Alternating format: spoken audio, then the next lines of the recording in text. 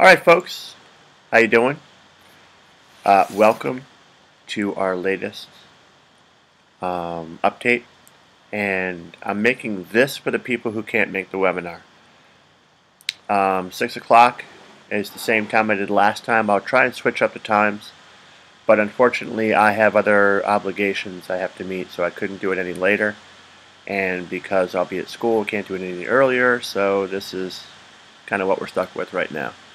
But I want to give you something for tomorrow's test. So the people who can't make it, I'm posting this on my YouTube channel and then sending that out.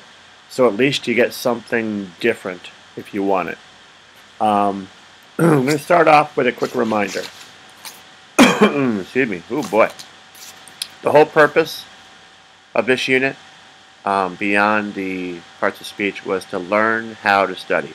Again, go back to that pink packet. I have a whole chapter on how to study for quizzes and tests that gives you checklists, etc. A lot of the stuff that we've already done is listed there, but it's a great resource. Don't forget that that's out there. Gotta love these guys. But they keep cutting in and out. I don't know what the deal is. They're very lazy birds. They only do every now and again. Whatever. So a quick reminder, what have we done so far? Well, first thing we did was we found out what we have to know, the scope and the breadth of what we have to know for the test tomorrow. That was the first thing we did 2.5 weeks ago. And we went through on January 24th, after we had done the prepositions, we kind of focused on those, went through Right Source 2000, and everything we had to know, we laid it out. Then we took one part of speech and I modeled how to study for a quiz. And we learned how the brain wants to retain information in such a way that it makes it easy to retrieve. We talked about that guy at the memory bank at the front counter and how to get your information stored out front and not in that big back room where he has to search for it on the day of the test. So we talked about that. We did some grouping, some chunking of the information. We took it from there and we wrote it down. We took it from there and we said it out loud orally. We talked to each other. We used our study buddies. We made practice tests, shared those, came back into class and practiced. Now we're taking that and blowing it up a little bit for all the parts of speech.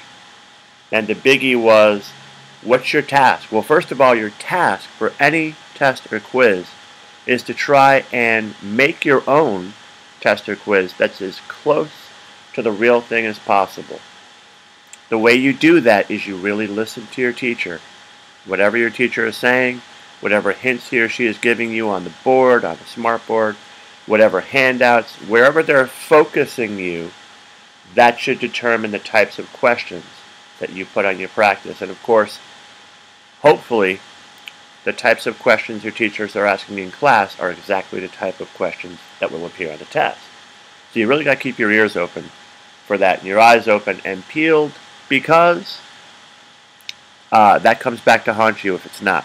We've already found that out a few times. Now, in addition, extra help is fantastic for being able to say, if you can come up to any teacher and say, here's the work I've done on my own so far to try and make sure that I can demonstrate to you, dear teacher, that I know what I'm doing. Okay? Am I on the right track? And any teacher is going to say, hey, fantastic, you're going above and beyond what I've asked to do in class. All right.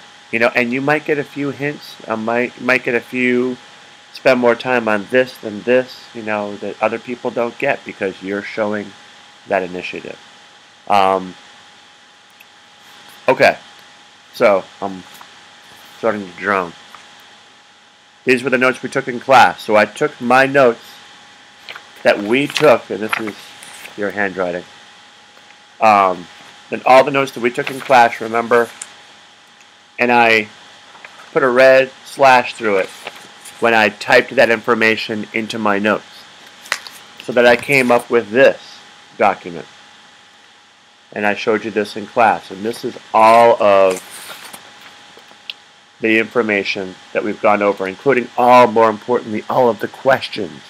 You have to really take note of the questions that are asked in class so that you can make, again, a really accurate pretest. I even numbered my questions so that, I can tell the teacher, geez, I got 42 questions right now. I think I've covered everything. You're having a much better conversation. You're able to advocate your position much better when you come with this material. I want to start off with taking you through some additional resources. You came here, so I want to give you some additional resources to practice that you can use throughout the year and not just for this test. So let's go over that first. Remember, another really important part of studying is the variety.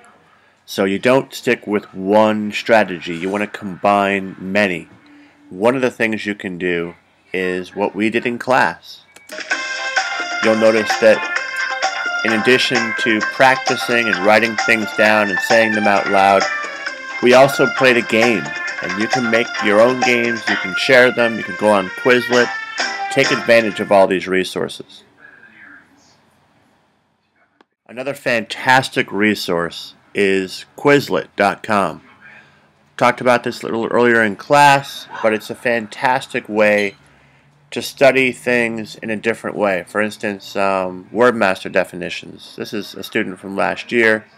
If you click on these, and by the way, I'll have the ability to have you join my class on Quizlet, but once you get the definitions in here, it actually organizes it for you. It actually says the word. You can flip through like so and print these out, or you can do different things, like you can try cards. Bettina. It will say the word and then you come up with the definition, you flip the card, and there you go. There is your definition for the word, and you can flip through. Sinuous, effrontery, double, avid, scapegoat, impute. All of these like so. You can change, you can have both sides, definition side, you can shuffle them. You can actually have it go and flow. It's really cool. Another way is you can just, okay, give me it, and I'm going to write out the answer. Remember, writing out the answer is great. You can either speak it or start with a term. You can go to a speller where it actually has you say the word. Pungent. And then you have to spell it, and it corrects you. Another way is you can make a test. You can actually choose what type of questions to ask, with this information, and it creates a test for you. It's fantastic. You can put a limit on it. Again, these are for wordmaster words, so really helpful. You can play games like scatter. You have to actually drag the word onto its definition, and they disappear. It takes actually has a timer on here. It saves the highest scores in the class.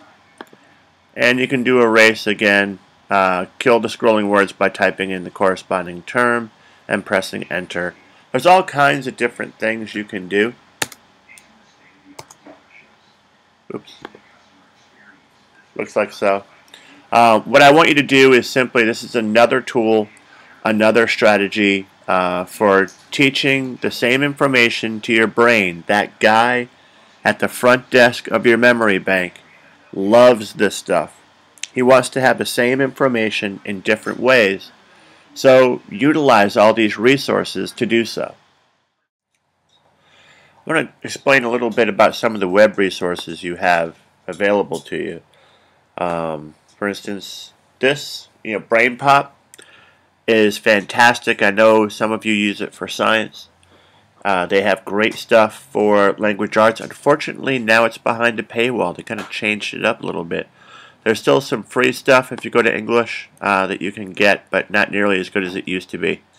Let's see here. If you go here, I'm not sure what it entails to join. We'll have to look into that. But there's a cool thing called Grammaropolis, which is great. It has all the parts of speech. You click on, say, do conjunctions.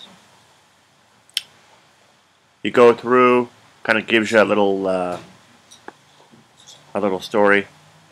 You go through, and it's a great way to approach things that you already know in a slightly different way. And your brain loves to get the same information. That was Mrs. Walsh, by the way.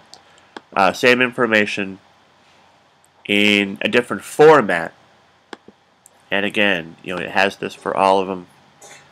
And it's a neat way to kind of go through. It's fun. It's different anyway. That's Grammaropolis. This is a great community college.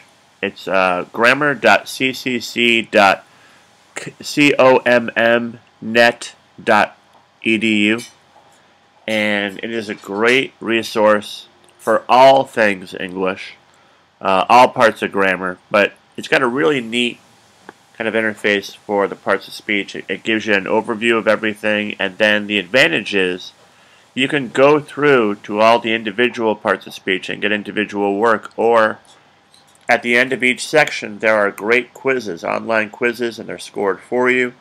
It's fantastic practice. And again, this, when you print it out and take it, you take it online, that's studying in writing. Unfortunately, it's not the same way you'll be tested.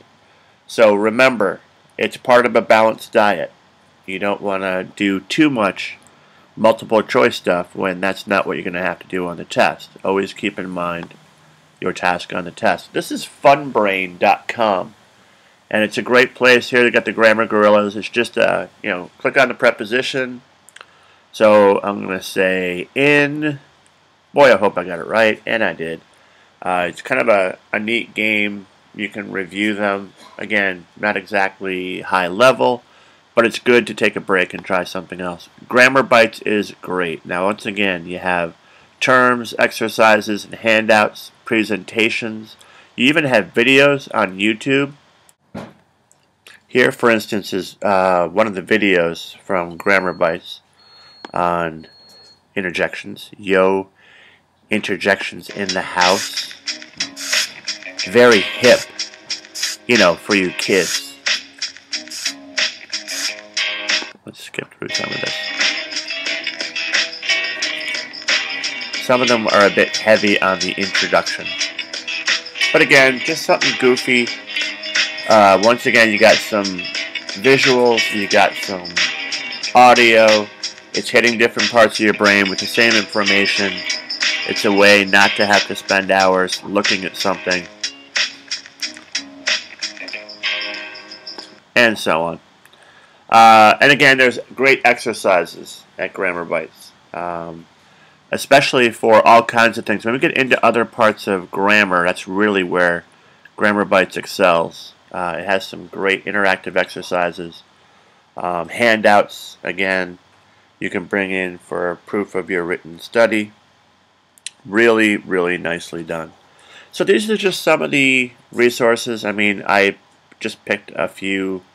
There are literally millions of them out there. There are some that are really fun, and as you find them, please bring them to me. If you find a great site, let me know so I can add it to our little database.